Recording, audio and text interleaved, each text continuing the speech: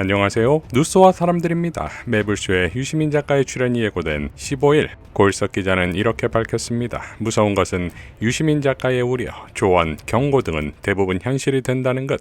지금은 올해 2월 2일 뉴스공장에서 정성호 법무부 장관의 검사들이 다 나쁜 것은 아니다라는 발언과 관련 그런 인식으로 검찰개혁 문제를 계속 다루게 되면 이재명 대통령이 굉장히 심각한 정치적 위기에 직면할지도 모른다고 한 말과 한 달 뒤인 3월 18일 매불쇼에서 그 유명한 ABC론을 얘기하며 코어 지지층은 대통령에게 실망하면 당장 떠나지는 않는데 식는다고 한 말이 현실화되고 있는 중이다. 그런데 특히 어제 그제 보안수사권 관련 민주당에서 법물 터지듯이 벌어지고 있는 일들은 유시민이 대통령 선거를 치르기 전에 경고하고 조언했던 일이 이미 현실로 벌어진 것 아닌가 하는 걱정을 하게 된다. 대선 직전이었던 작년 4월 4일 뉴스 하이킥에서 한 얘기다. 민주당이 다시 집권을 하면 또 검찰에서는 우리 칼 쓰라 할 거예요. 그 칼을 쓰면 안 됩니다. 그게 그 독배예요, 독배. 우리가 당신 괴롭힌 거 이상으로 저쪽을 죽여줄게. 이럴 거예요. 오늘 매불쇼에서는 또 어떤 보이지 않는 그러나 언젠가는 현실로 드러날 미래를 얘기할지 걱정이 앞선다. 물론 그것보다 기대가 훨씬 더 크지만 라고 밝혔습니다. 자, 매불쇼에서의 유시민 작가의 주요 발언을 발췌해보면 지금 검찰개혁이 1년이 넘도록 안 이루어진 이유는 대통령이 수사기소의 완전 분리를 원하지 않기 때문에 이렇게 된 거예요. 우리가 이제 그 결론을 내려야 될 때가 이미 지났어요. 대통령은 뭐 하려고 그러는데 뭐 밑에 사람들이 뭐 법무부 장관이 어쨌다 민정수석이 했다 이런 거는 초기에 이 사실을 직시하기가 너무 두렵기 때문에 사람들이 진짜 똑바로 안 보려고 이제 안경 껴야 제대로 보이는데 안경 벗고 본다든가 이렇게 해가지고 굳이 그걸 외면해 온 거예요 지금까지. 대통령이 원치 않았기 때문에 여기까지 온 거고 그거 말고는 다른 설명 방법이 있을 수가 없어요 지금. 두 차례의 입법 예고는 대통령 승인 없이는 나올 수 없어요. 그거는 우리가 무슨 그렇지. 왜 이래 왜 모르는 척하는 거야. 그거는 대통령이 시킨 거예요 다. 저는 그 외에는 다른 설명이 있을 수 없고요. 그리고 이제 여론에 너무 밀리니까 3월 달에 공소청 중수청법은 손을 과감하게 봐가지고 내보냈어요. 근데 대통령이 이거를 내가 여론을 받아들여서 잘했구나 이렇게 판단을 하는 게 아니고 내 마음대로 못했어. 내가 졌어. 이렇게 판단한 것 같아요. 이 모든 얘기는 현실을 직시하자는 거예요. 그러니까 이제 이재명 대통령의 베스트셀러 중에 제목이 결국은 국민이 합니다라는 책이 있습니다. 네. 결국은 국민이 해요. 저는 대통령이 매우 잘못된 판단을 하고 있고 본인에게도 해가 되고 나라에도 좋지 않은 방식으로 행동하고 있다고 보는데 이 사실을 사실로 받아들이고 그리고 대처해야지만 결국은 국민이 뭔가를 할 수 있어요. 이 검찰개혁의 그걸 완성하는 문제라든가 또는 우리의 정치를 좀 더 합리적인 방향으로 이제 정당들을 발전시켜 나가는 문제라든가 이런 것들을 바람직한 방향으로 하기 위해서는 시민들이 지금 벌어지고 있는 이 모든 일들이 무엇이며 왜 일어나는 거에 대해서 있는 그대로 볼 때에만 저는 그게 가능하다고 생각해요. 대통령이 자신감이 지나쳤던 거 아닌가라는 저희 말을 두고 또 많은 사람들이 많이 비판을 했습니다. 비판했습니다. 근데 제가 그렇게 판단하게 된 이유를 몇 가지 얘기를 했어요. 근데 이제 이 점이 가장 심각한 건데 사실은 이재명 대통령의 많은 행위들 중에서 말도 있지만 행위들 중에서 어떤 게 있냐 하면 이것도 다 이제 재건축, 재개발 이런 거하고 관련되어 있을 거라고 저는 생각하는데 모든 중요한 의사결정권자의 위치에 자기가 원하는 사람을 넣으려고 그래요.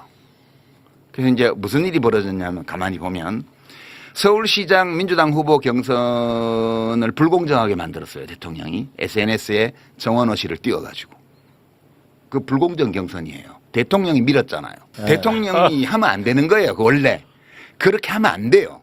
그렇게 하면 안 되고 그다음에 경기도지사 경선에서도 명픽이라고 자칭하면서 뛰어다녔는데 어떤 후보가 그거에 대해서 청와대에서 아무 조치도 안 했습니다.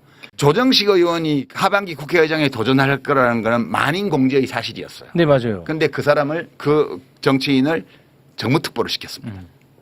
그리고 그 정무특보가 결국은 국회의원들끼리 뽑는 선거에서 국회의장이 됐어요. 그러니까 국회의장을 명픽을 넣은 거예요. 서울시장도 명픽을 넣으려다 실패했어요. 당대표도 명픽을 넣은 거예요. 지금 대통령이 직접 나서서 정청래는 나오지 마라고 말을 안 했을 따름이지 SNS에 여러 차례 국무총리 그냥 덕담 차원을 넘어서는 띄우는 작업도 했고요.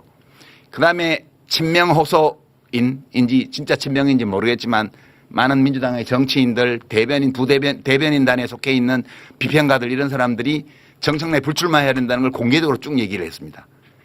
이런 거는 하면 안 되는 거예요. 이게 법적으로 문제 있다는 뜻이 아니고 정치적으로 이런 걸 하면 안 돼요. 대통령은 대통령의 직무수행, 행정부의 수반으로서 대통령의 직무수행을 성실하고 유능하게 함으로써 당을 이롭게 하고 정부를 이롭게 하는 사람이지 당과 국회의 주요 포스트에 자기가 원하는 사람을 집어넣기 위해서 뭔가를 하는 사람이면 안 되는 거예요, 이게. 스스로 자신의 권위를 훼손하고 있고. 민주적 지도자, 그러니까 대통령은 행정부의 수반인 동시에 정치의 지도자예요. 지도자가 이렇게 하면 안 되는 건데 대통령이 무엇 때문에 이 욕심들을 주요 포스트에 자기가 원하는 사람을 집어넣으려고 이렇게 집요하게 노력을 하는 걸까라고 생각해 보면 이것도 재건축인지 재개발인지는 모르겠지만 그런 구상과 관계가 있을 수는 있다. 그런데 그게 뭔지를 아무도 몰라. 어떤 정계 개편을 머릿속에 두고 있는 것 같은데 그것에 대해서 사람들에게 구상을 설명을 하고 새로운 집과 동네의 조감도를 보여주고 동의를 받아서 이걸 추진하는 게 아니고 뭔가 대통령의 권력의 힘으로 이걸 하고 있다는 거예요. 그래서 저는 이게 너무너무 불안하고요. 이것이 옳다 그르다를 떠나서 필연적인 실패의 길로 가고 있다. 지금 여당 대표를 사실상 명픽으로 해서 성공시켰다고 가정을 해봐요. 이제 그 다음에 무슨 일이 벌어질지는 사실 보이거든요. 근데 대통령은 이걸 모르나? 또는 대통령의 참모들은 이걸 모르나? 이런 것이 안타까운 거죠. 그러니까 저는 사실 대통령이 한참 전부터 너무너무 걱정됐어요, 진짜. 지금도 걱정하고 있고 이제는 마음이 편해졌어요. 이제는 받아들여요. 이렇게 가는구나. 돌아올 수 없구나. 이제 돌아오기 어렵겠구나. 그리고 이 현실을 받아들여야지. 그리고 이것을 현실로 받아들인 조건에서 제가 보는 이 모든 것들에 대해서 비평하는 사람으로서 시민들에게 말씀드리고 그리고 이 조건에서 우리는 각자가 뭘 어디서 어떻게 저는 당원도 아니니까 뭐라고 할 방법도 없는데 민주당 당원들, 지지자들 또는 이재명 대통령을 그동안에 성원해왔던 시민들은 각자의 입장에서 어떻게 해야 될 것인가를 이제 고민해보자. 네. 더 이상 현실을 외면하지 말고 설마 하지 말고 이것을 현실로 인정하고 그 바탕 위에서 각자의 몫을 생각해 봐야 될 때다. 이 얘기를 지금 하는 거예요, 그냥. 네. 저는 이제 대통령이 지금 아직 말하지 않은 어떤 재건축 또는 재개발에 대한 구상이 있고 그 구상을 뒷받침하는 팀이 밑에 있다고 봐요. 그런 게 없이 그런 말이 나오지는 않아요. 근데 그 팀의 기획 수준이 되게 형편없어요. 너무 수준이 낮아요. 그래서 리스크는 엄청 높고 실패 가능성이 농후한 길로 지금 대통령이 가고 있는 거라고 저는 생각을 하고 이렇게 보지 않으면 대통령의 말과 행동을 일관되게 설명하는 게 불가능해요, 지금. 제가 원하는 거 이런 거예요. 제가 보는 현실을 시민들에게 말씀드리고 많은 시민들이 현실을 있는 그대로 보고 여론을 새로 만들어내고 대통령이 그 여론을 보면서 자신의 노선을 수정하는 거. 대통령이 저 길을 저렇게 가는 것을 그냥 방관했을 때 내가 느끼게 될 어떤 가책 이런 것들이 싫기 때문에 네네네. 그냥 말을 하는 거예요. 이기려고 하는 거 아니에요. 네네. 현직 대통령이 임기 1년밖에 안 된 분을 상대로 이렇게 비판해가지고 제가 무슨 싸움을 이기겠어요. 네. 그냥 저를 표현하는 거라고요. 저의 생각을. 왜냐하면 표현하지 않으면 나중에 후회할 거기 때문에. 그러니까 제가 말하는 거는 대통령이 안 하고 싶어도 하게 만들어야 돼. 이렇게 가야 돼요. 대통령이 안 하고 싶어 하는 것 같은데 우리가 어떻게 하면 하게 만들 수 있지? 이거를 생각해야 된다니까요. 민주주의는 정당 정치입니다. 그러니까 김대중 대통령 때만 하더라도 김대중의 민주당이었어요. 노무현 대통령 이후로 국민경선 제도를 도입하고 당원 제도가 생긴 이래로는 민주당의 노무현 대통령, 민주당의 문재인 대통령이었어요. 그리고 민주당의 이재명 대통령일 때 대통령도 강하고 민주당도 강한 거예요. 대통령의 지배를 받으면 당이 망하는 거예요. 그거는. 대통령의 지배를 받으면 안 돼요. 민주당이 권력을 가진 대통령의 지배를 받아들이는 순간 그 당은 해체가 시작되는 거예요. 대한민국 정치에서 민주당이 정체성을 잃고 해체되면 그다음부터는 내일이 없는 거예요. 그다음부터는 모든 게 다 혼돈입니다. 제가 이재명 대통령의 구상이 굉장히 위험하고 실패할 가능성이 많다고 생각하는 그것 때문이거든요. 자, 지난 다스베이다에서 유시민 작가는 이재명 대통령을 향해 다시 돌아와 다시 시작했으면 좋겠다고 발언했었지요. 단식하는 와중에 체포동의안이 발의되고 민주당 국회의원들이 찬성 찍어가지고 영장심사 받으러 가고 그 새벽에 교도관에게 머리를 숙이면서 나올 때 그때 이재명을 응원하고 성원하고 함께 싸웠던 그 사람들의 마음을 생각하면서 그때 자신의 마음으로 돌아와서 다시 했으면 좋겠어요.